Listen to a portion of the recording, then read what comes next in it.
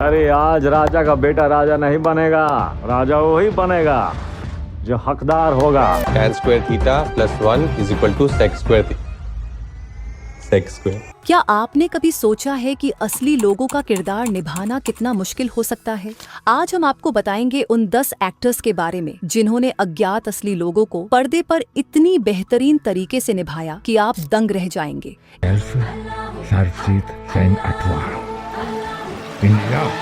इन actors ने इन असली किरदारों को इतना इमोशनल और थ्रिलिंग तरीके से दिखाया कि आपको खुद पर यकीन नहीं होगा कि ये सच में हुए थे।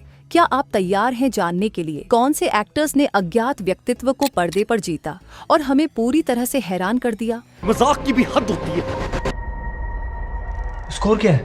9 रन, 4 विकेट डाउन। मैं हूँ आपकी सानिया दीदी। तो जुड़े रहिए 7 इंडियाज फिल्म लिस्ट के साथ, क्योंकि हम लाते हैं आपके लिए फिल्म इंडस्ट्री के सबसे रोमांचक और दिलचस्प किरदार। सिल्वर जीती तो आज नहीं तो कल लोग तन्ने भूल जाएंगे, गोल्ड जीती तो मिसाल बन जाएगी। नंबर 1 पर है नवाजुद्दीन सिद्दीकी एस दशरथ मांझी।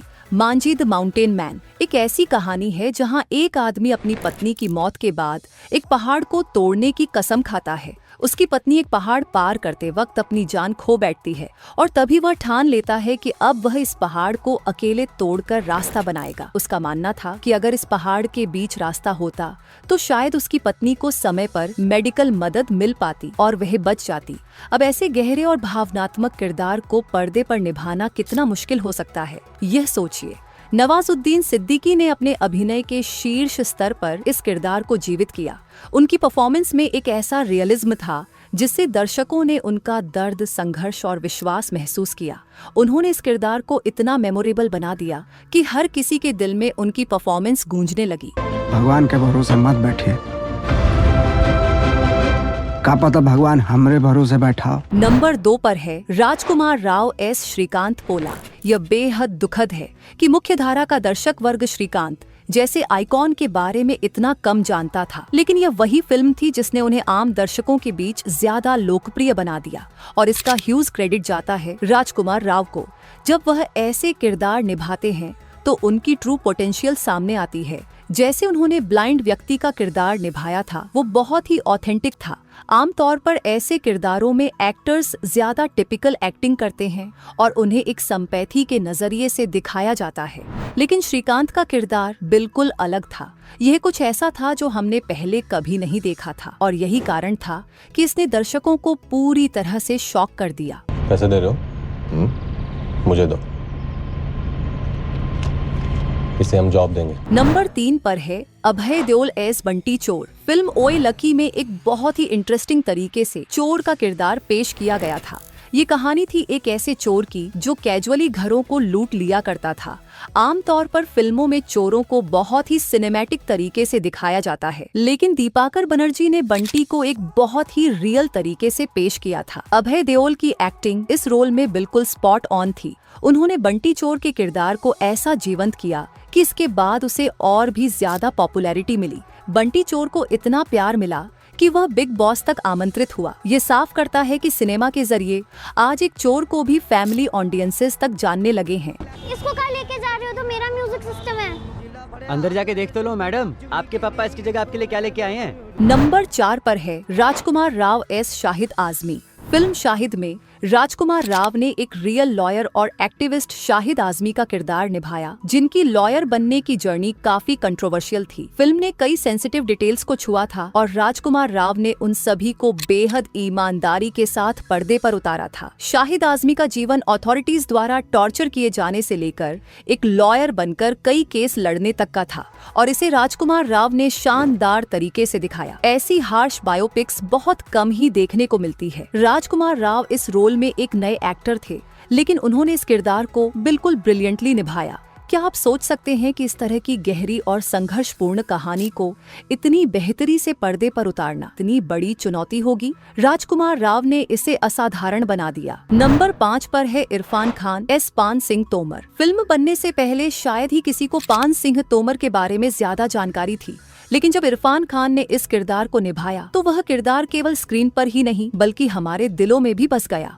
इरफान की डायलॉग डिलीवरी, बॉडी लैंग्वेज और उनकी इमोशनल इंटेंसिटी इतनी रियल थी कि ऐसा लगता था जैसे हम असल जिंदगी में पान सिंह तोमर को देख रहे हैं। ये परफॉर्मेंस इतनी प्रभावशाली थी कि इरफान को बेस्ट एक्टर का नेशनल अवार्ड मिला। इस फिल्म को इरफान के सबसे बेहतरीन कामों में से एक माना जाता है। नंबर 6 पर है Abhishek Bachchan as Arjun Sen. Film I want to talk देखते हुए आपको कभी नहीं लगेगा कि ये एक रियल लाइफ स्टोरी पर आधारित है, क्योंकि जिस तरह से अभिषेक बच्चन के किरदार को इतनी सारी सर्जरीज करवानी पड़ती हैं, वह पूरी तरह से फिक्शनल जैसी महसूस होती है। लेकिन अब हम सभी जानते हैं कि यह अर्जुन सेन की असली कहानी है और उनकी जिंदगी में इतनी सर्जरीज हुई थी। ऐसे कॉम्प्लेक्स किरदार को अभिषेक ने पूरी ऑथेंटिसिटी के साथ निभाया। उन्होंने कभी भी अपने किरदार को खुद के इमोशन से ज्यादा नहीं बनाया, जो कि हम अक्सर देख सकते हैं जब एक्टर्स ऐसे रोल्स में ओवर एक्टिंग करने लगते हैं ताकि दर्शकों को इमोशनल किया जा सके। लेकिन अभिषेक ने ऐसा नहीं किया और इसीलिए उनकी परफॉर्मेंस एक बेहतरीन और सच्ची परफॉर्मेंस बन गई। हाय, ওটা কি ওর बॉयफ्रेंड? नेक्स्ट क्वेश्चन वो यही पूछने वाले हैं कि रिया प्रेग्नेंट है क्या? नंबर 7 पर है मनोज बाजपेयी एस प्रोफेसर सिरस। अलीगढ़ एक ऐसी इमोशनल और थॉट प्रोवोकिंग फिल्म है जो real life professor doctor Srinivas Ramchandra Siras की कहानी पर आधारित है। वह अलीगढ़ मुस्लिम यूनिवर्सिटी में मराठी लिटरेचर के शिक्षक थे और अपनी प्राइवेट लाइफ की वजह से उन्हें बहुत हरासमेंट का सामना करना पड़ा, जिसके कारण उन्होंने अपनी जान ले ली। अब ऐसी एक संवेदनशील और दिल को छू लेने वाली कहानी को पर्दे पर उतारना और सिरस के किरदार को पूरी तरह से जस्टिफाई करना, ये कितना बड़ा चैलेंज हो सकता है हम सिर्फ कल्पना कर सकते हैं। लेकिन हंसल मेहता और मनोज बाजपेयी की कोलैबोरेशन ने इसे शानदार तरीके से पर्दे पर उतारा। मनोज बाजपेयी ने इस किरदार को इतनी गहरी समझ और भावनात्मक इंटेंसिटी के साथ निभाया कि उन्होंने शब्दों के बिना सिर्फ अपनी आंखों और बॉडी लैंग्वेज के जरिए सब कुछ व्यक्त किया। उनका किरदार था पेन और संघर्ष के बारे में, जो उन्होंने बेहतरीन तरीके से दर्शाया। ये दुख की बात है कि लोगों ने इस फिल्म को भुला दिया, लेकिन यह आसानी से कहा जा सकता है कि यह मनोज बाजपेयी की सबसे मुश्किल परफॉर्मेंस में से एक थी। आपको कमरा खाली करना है, बैचलर आदमी नहीं चाहिए। तो बैचलर आदमी क्या टेररिस्ट होता है? अरे होता होगा। नंबर 8 पर है ऋतिक रोशन एस आनंद कुमार। ऋतिक रोशन को अक्सर एक ग्रीक गॉड की तरह देखा जाता है, तो हैरेजिंग करते हुए वह अपने इमेज के खिलाफ खेलते हुए सुपर 30 में आनंद कुमार के किरदार में नजर आए। आनंद कुमार एक रियल लाइफ पर्सनालिटी थे जो आईआईटी की प्रिपरेशन में स्टूडेंट्स के बीच बेहद प्रसिद्ध थे और मूल रूप से बिहार से थे। इस वजह से उनकी हिंदी बोलने की शैली अलग थी। ऋतिक ने सिर्फ उनके लुक्स को ही नहीं बल्कि उनके बोलने के तरीके पर भी पूरी तरह से फोकस किया। जब यह फिल्म रिलीज हुई तो हर किसी को ऋतिक की परफॉर्मेंस ने हैरान कर दिया, क्योंकि उन्होंने इस किरदार को इतनी गहरी और स्ट्रांग तरीके से निभाया था।